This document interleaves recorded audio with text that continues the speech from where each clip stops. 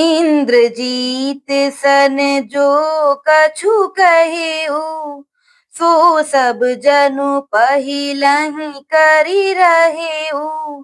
प्रथमहि जिन्ह कहूँ आय सुदीना, तिन्ह कर चरित सुनहु जो कीन्हा।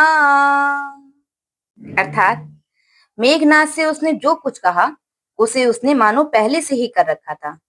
जिनको पहले से ही आज्ञा दे रखी थी, उन्होंने जो करतूतें की उन्हें सुनो। देखत भीम रूप सब पापी, निशिचर निकर देव परितापी।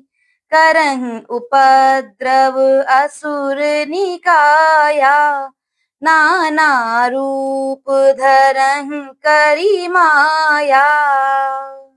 अर्थात सब राक्षसों के समूह देखने में बड़े भयानक, पापी और देवताओं को दुख देने वाले थे।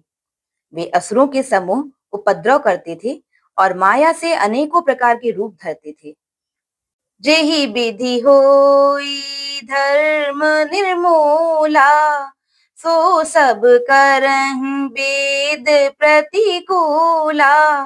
जिहि जिहि देश धेनु द्विज पावहीं, नगर गांव पुर आगि लगावहीं। अर्थात जिस प्रकार धर्म की जड़ कटे, वे वही सब वेद विरुद्ध काम करते थे। जिस जिस स्थान में वे गौ और ब्राह्मणों को पाते थे, उसी नगर, गांव और पूर्व में आग लगा देते थे। शुभ आचरण कतहु नहीं होई, देव विप्र गुरु मान न कोई।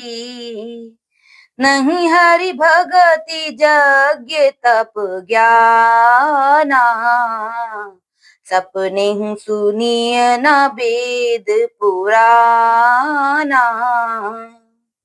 अर्थात उनके डर से कहीं भी शुभ आचरण यानी ब्राह्मण भोजन, यज्ञ, श्राद्ध आदि नहीं होते थे। देवता, ब्राह्मण और गुरु को कोई नहीं मानता था। ना हरि भक्ति थी, ना यज्ञ, तप और ज्ञान था। वेद और पुराण तो स्वप्न में भी सुनने को नहीं मिलते थे।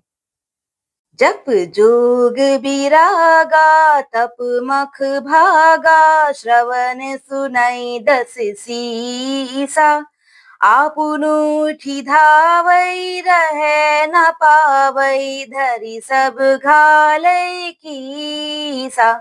अस भ्रष्ट अचारा, भा संसारा, धर्म सुनिय नहीं काना।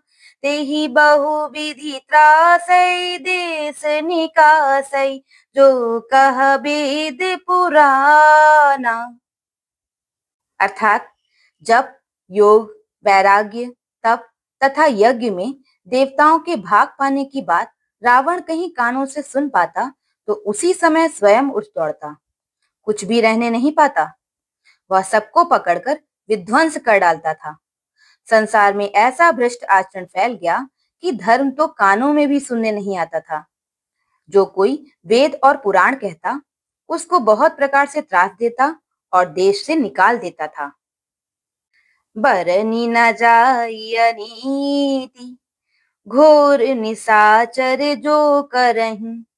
हिंसा पर अति प्रीति, तिन्हके पाप ही कवनि मिति। अर्थात राक्षस लोग जो घोर अत्याचार करते थे, उसका वर्णन नहीं किया जा सकता। हिंसा पर ही जिनकी प्रीति है, उनके पापों का क्या ठिकाना। बोलो सियावर रामचंद्र जी की जय।